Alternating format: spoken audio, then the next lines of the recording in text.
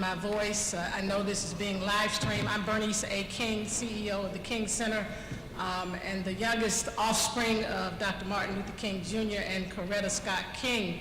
And I am humbled to be here today in the pulpit of the church where my father preached from and served as co-pastor with my grandfather, Daddy King, from 1960 to 1968, when he was tragically taken from us.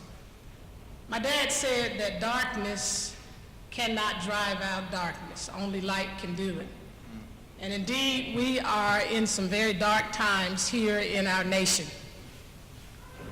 When I think about that, I think about what Jesus said when he gathered his disciples, and he reminded them that you are the light of the world.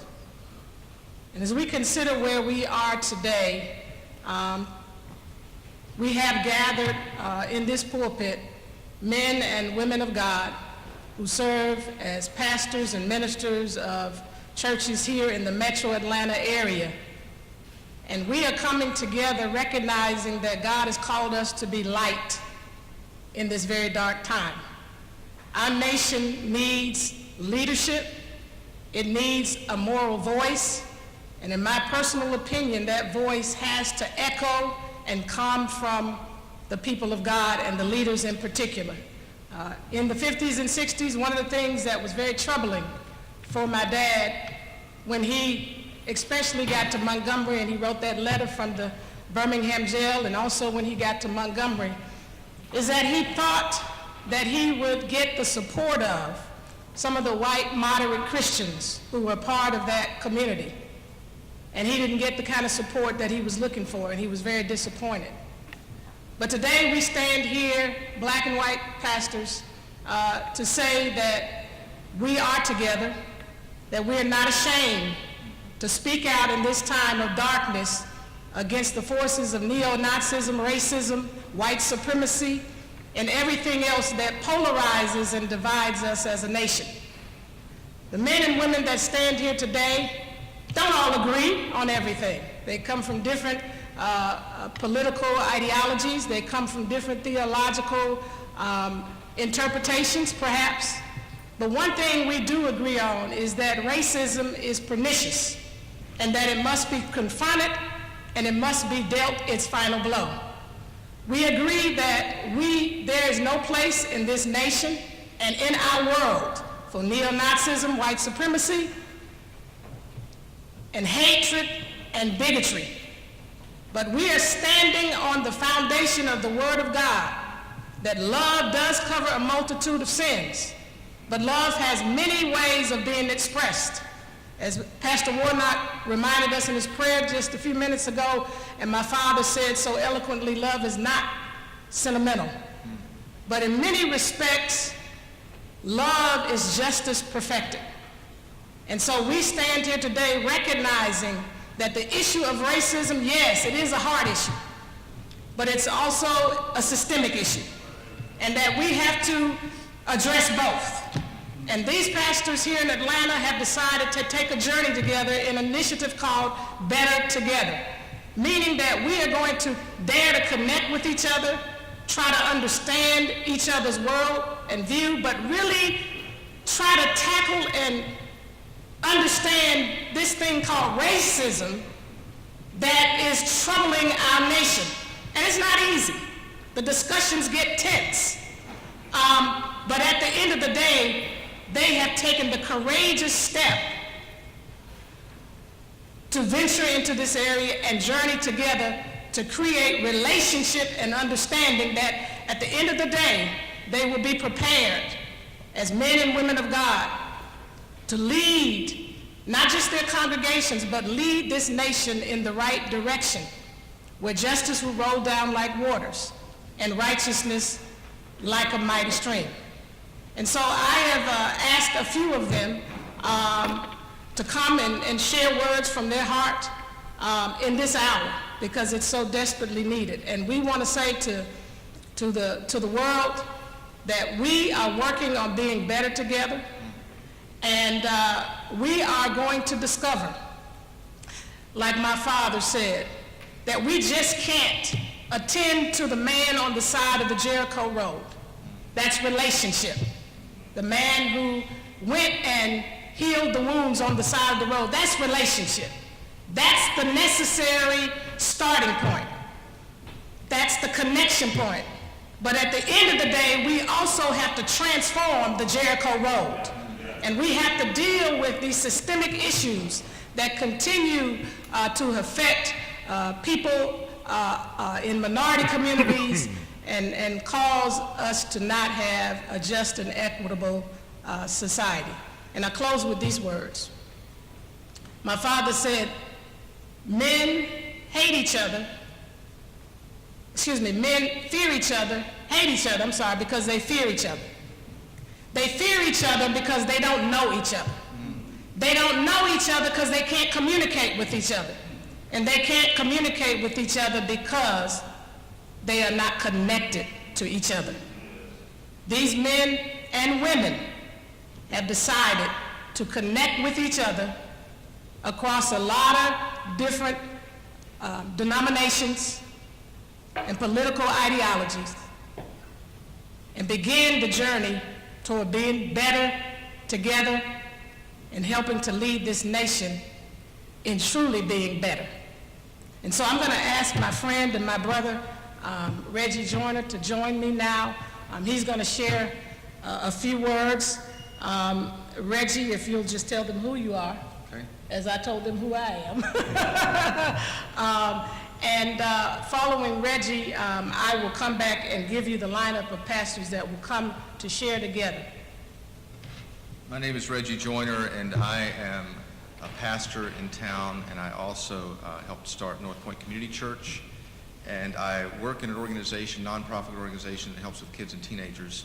And as I'm listening, Bernice, to you talk, I keep thinking in my mind there are clarifying moments in all of our lives when we see things in a new way.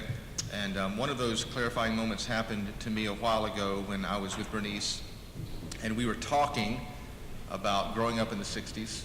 I'm not going to tell you what year we were born because our age is none of your business. But I do know that during that conversation we were talking a little bit about the climate of the culture in the 60s and 70s. And as I got emotional thinking about the kind of climate that so many people were trying to take a stand in that time, Bernice leaned in and she said something to me that was a clarifying moment. She said, "You need to remember that it was not hatred that killed my father. It was indifference. It was indifference."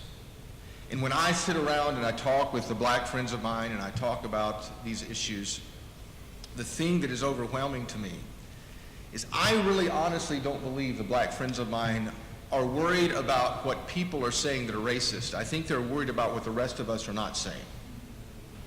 And I think this is a time in our culture and a time in our lives as white leaders that we need to decide that we're going to take a different path and a different road. There was a meeting that I had at dinner several years ago with some black friends at a table, and the conversation got really honest. I got really nervous. And in that conversation that day, one of my friends to calm me down, he said, no, we know that you're not a racist. He said, but what we need to know is that you're anti-racist. That's the sobering question that I think we have to wrestle with and we have to deal with as leaders, whether we're black or white. We have to answer the question, not are we racist, but are we anti-racist? And what does that mean? What does that suggest to all of us? And that's why we're here today. We're here to make a statement that's so important for us to make at this moment in time in history. I found this quote last night. Bernice was sharing me some pages of some things her father had written. And I thought this was an amazing statement that was made 50 years ago by a prophet. "The fact remains that a sound resolution of the race problem in America will rest with those white men and women who consider themselves generous and decent human beings.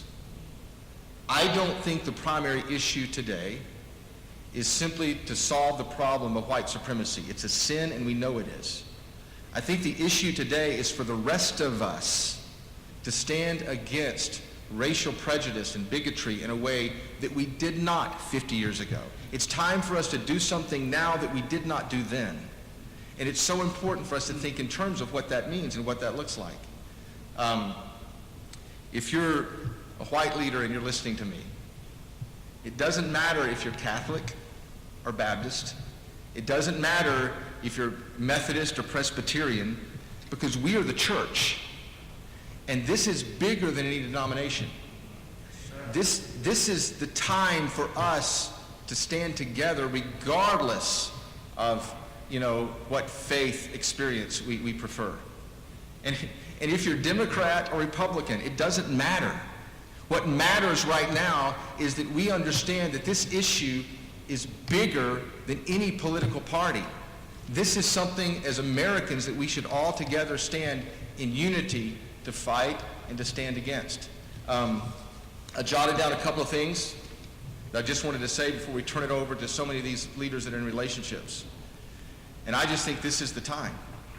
This is the time for us to speak up for each other, to speak out against injustices, to challenge the leaders in our country to speak boldly, quickly, compassionately, and wisely when it comes to healing this issue in our nation. It's time for us to live out what Jesus said, because Jesus made it very clear 2,000 years ago when he said, the greatest commandment, if I want to summarize this up for all of us, the greatest commandment is for us to love each other, to love the Lord your God with all your heart, soul, mind, and strength, and to love your neighbor as yourself. Now here's the genius of what Jesus said. When we love each other, when we love our neighbor, that's different than deciding we're going to change our neighbor.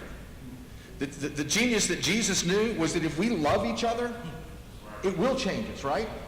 Because we're all in this because we want to see change happen. If change, and I think Pastor Warnock said this in one of our meetings, if change doesn't happen, we're wasting our time. Change needs to happen. But when we're in relationships with each other, when we basically understand this principle of loving each other, it puts us in this unique place to see what God can do through each other and changes us. And then it's time to sit down. It's time to sit down together and have a different kind of conversation. Whereas white leaders, we understand the history of what the black community has felt and they've endeavored and they've gone through, because it's like you said a while ago, if we don't know each other, we can't understand each other, and if we don't sit down together and have those kind of conversations, that will never happen. So the thing that I am so excited about is what I sense and what I see in the leaders that have started this Better Together movement.